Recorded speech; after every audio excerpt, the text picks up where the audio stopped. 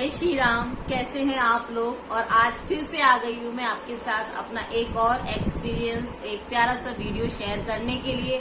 लेकिन वीडियो से पहले वही बात कि प्लीज वीडियो अगर अच्छा लगे तो लाइक जरूर करें, कमेंट्स करके अपने डाउट्स क्लियर करें, कुछ पूछना है तो पूछिए, और जिनको इस वीडियो की जरूरत है उन तक जरूर पहुंचाएं, बेल आइकन दबाएं जिससे मेरे वीडियो आप तक पहुंच सके। तो चलो कंटिन्यू करते हैं इस वीडियो को। अब मैं आपको, जैसे कि आपको पता है, मेरी दोनों ही बेटियां बालाजी सरकार ने दी हैं। एक मेहंदीपुर बालाजी की आशीर्वाद है, एक बागेश्वर धाम का आशीर्वाद है। जैसे कि मैं काफी मुश्किल दौर से गुजर रही थी।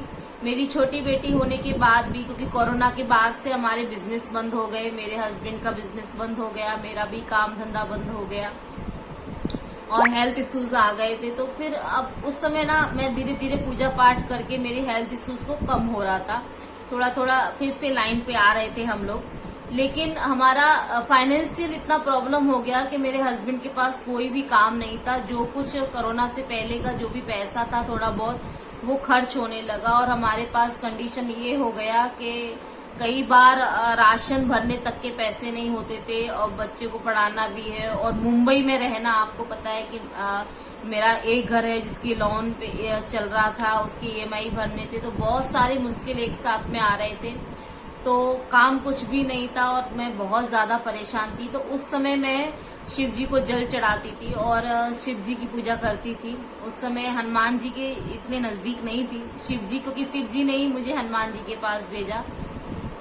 तो मैं जल चढ़ाती थी। मैं रोज प्रभु से कहती थी कि प्रभु घर कैसे चलेगा। भोलेनाथ से कहती थी, जैसे कि मैंने बोला हनुमान दादा को मैंने अपना भाई बनाया है और भोलेनाथ को मैंने अपना पिता बनाया है। तो बस यही मेरे पिता हैं और यही मेरे भाई हैं। तो मैंने कहा आप ही लोगों को करना है, कैसे सब कुछ ठीक होगा, आप बताओ मुझे कैसे घर चलेगा। दो बेटियां हैं मेरी, उनको भी पढ़ाना लिखाना है, पालना पोसना है, घर के खर्चे चलाने हैं, राशन पानी, कई खर्चे। मुंबई में तो हर एक चीज में, हर दिन में, हर एक पल में खर्चा ही खर्चा है। मेरी कैसे इस शहर में रहेंगे हम लोग। तो बस इसी से फिर मैं प्रदीप मिश्रा जी की कथा भी सुनती थी उस समय में। तो फिर उन्होंने उसमें बताते थे कि आप पशुपतिनाथ का व्रत करो। तो मैं पशुपतिनाथ का व्रत मैंने स्टार्ट किया। मैंने पशुपतिनाथ के, जैसे कि इसमें 5 व्रत किए जाते हैं, मैंने 5 व्रत किए। पहले ही व्रत में मैंने उनसे मनोकामना मांगी कि प्रभु अब कुछ तो काम वगैरह मेरे हस्बैंड का चालू करवाओ, कुछ तो कहीं हो जिससे हमारा घर चल सके और आगे जो फाइनेंशियल प्रॉब्लम है वो खत्म हो सके। और आप विश्वास नहीं करेंगे, मेरा 3 से 4 पशुपतिनाथ कंप्लीट हुआ और उसी बीच में मेरे हस्बैंड को एक जगह से ऑफर आया और इसके पीछे पशुपतिनाथ का व्रत किया। फिर मेरे पति को मैंने समझाया तो वो हनुमान जी का व्रत पूजा करने लगे। रोजाना 5 बार हनुमान चालीसा करने लगे। फिर मैं पशुपतिनाथ व्रत करते करते हनुमान जी से जुड़ी। फिर उनकी पूजा पाठ जैसे कि मैं करने लगी थी और उनके मंदिर जाने लगी, दिया जलाने लगी। तो ऐसे ही करते करते फिर उसके बाद क्या हुआ कि हस्बैंड को जॉब मिल गई। तो वहां पर ठीक ठाक सैलरी में वो काम करने, ठीक ठाक सैलरी में काम करने लगे और हमारा घर इस तरीके से चलने लगा। तो जैसे कि मैंने बोला था कि मैं अपने दोनों ही बेटियों का जन्मदिन प्रभु के धाम में मनाऊंगी, चाहे मैं किसी ज्योतिर्लिंग में जाऊं। तो बड़ी बेटी के टाइम में महाकाल गई, अभी जब वो 17 साल की हुई, और अभी बेटी।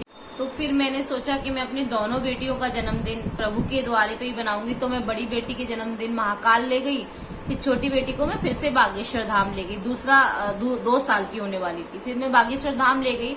तो मंदिर में पहुंची दर्शन के लिए। तो मैंने जो पुजारी जी थे उनसे बोला कि इसके गले में आप माला डाल दो, एक इसका आज जन्मदिन है। तो वहाँ पुजारी थे, छोटे पुजारी, तो उन्होंने बोला नहीं ऐसा नहीं कर सकते, हम माला नहीं डाल सकते। तो मैंने उनको बोला कि माला दे दो, तो उन्होंने मना किया। तो मैं थोड़ा निराश होके दर्शन करके जाने लगी आगे। तो एक पुजारी जी आए, बड़े पुजारी, उन्होंने आवाज दिया कि इधर आओ देवी जी। तो उन्होंने आवाज दिया, मैं पीछे मुड़ी तो मैंने क्या हुआ। तो उन्होंने ना मेरी बेटी को अपनी गोद में ले लिया और गोद में लेके सीधा जो बागेश्वर बाबा की मूर्ति है बालाजी महाराज की, उनके आगे लिटा दिया। और आप लोग विश्वास नहीं करेंगे, मेरी उस समय 2 साल की थी मेरी बेटी, और वो 15 मिनट तक बालाजी के चरणों में लेटी रही और आप उठी नहीं। मैं ऐसे ही मुंह किए थी कि ये क्या हुआ अचानक से, अभी तो ये माला भी नहीं दे रहे थे, अभी डायरेक्ट वो प्रभु के चरणों में पहुंच गई। फिर उसके बाद पुजारी जी ने 15 मिनट बाद उसे गोद में उठाया, फिर हनुमान दादा के शरीर से सिंदूर लिया और उसके गालों पर, चेहरे पर पूरे पे सिंदूर लगाया, उसको माला पहनाई, उसको एप्पल दिया, चॉकलेट दी और बोले जय श्री राम और करके वहां पर उसका जन्मदिन बहुत अच्छे से मनाया। और फिर उसके बाद उन्होंने मुझे दिया और उसके सर पे हाथ रख के बोला कि ये पहली बार ऐसा हुआ कि किसी बच्चे को या किसी बड़े को अंदर मंदिर के अंदर एंट्री मिली है। बड़ी भाग्यशाली आपकी बेटी और बहुत आगे जाएगी। तो ये एक छोटा सा प्यारा सा एक्सपीरियंस हुआ था जो मैं कभी नहीं भूल पाऊंगी। जीते जी मतलब हनुमान दादा ने मुझ पे हमेशा कृपा की है, मेरे भोलेनाथ ने मुझ पे हमेशा कृपा की है। और मेरा वीडियो जो लोग देख रहे हैं ना, मैं उनसे यही कहना चाहूंगी कि प्रभु से विश्वास मत हारिए। अगर वो कुछ लेते हैं ना तो उसके बदले हमें बहुत कुछ देते हैं जो हम नोटिस नहीं करते। जो है ना आपके पास उसके लिए उन्हें थैंक यू बोलिए, क्योंकि उन्हीं की वजह से है। तो कभी निराश मत होइए, अपनी भक्ति को कायम रखिए, भक्ति करते रहिए, बिना कुछ मांगे कीजिए, बिना लालच के कीजिए। आपने जो मांगा है ना उससे 1000 गुना ज्यादा आपको दादा देंगे। सबसे पहली संतुष्टि आपको देंगे और बड़ी खुशी मिलेगी।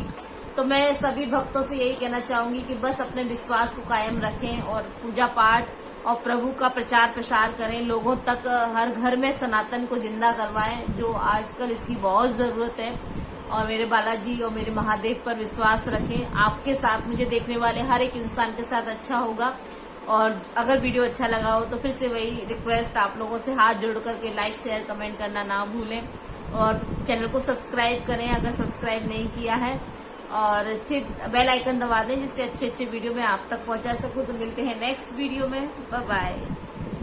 आधे रास्ते से वापस और ये है वो प्यारा सा पल जब मैं बागेश्वर धाम पहुंची थी। और ये वही दिन है जब मेरी बेटी को स्वयं बागेश्वर धाम ने अपने गोद में लिया। मैं तो यही समझती हूँ कि बालाजी ने अपनी गोद में लिया और उन्होंने ये आशीर्वाद दिया था और उन्होंने अपने अंदर उसे मंदिर में शरण दी, अपने चरणों के पास। तो मुझे बड़ा खुशी मिली क्योंकि बागेश्वर बालाजी उनके मामा हैं मेरे बच्चों के। और ये हम उस समय पहुंच गए थे और ये वो सुंदर पल है जब मेरी बेटी को स्वयं उसके जन्मदिन के दिन आशीर्वाद मिला। उसे बालाजी ने अपने सिंदूर से रंग दिया। ये देखिए आप, उसके चेहरे पे भी लगा और ये बालाजी में उसको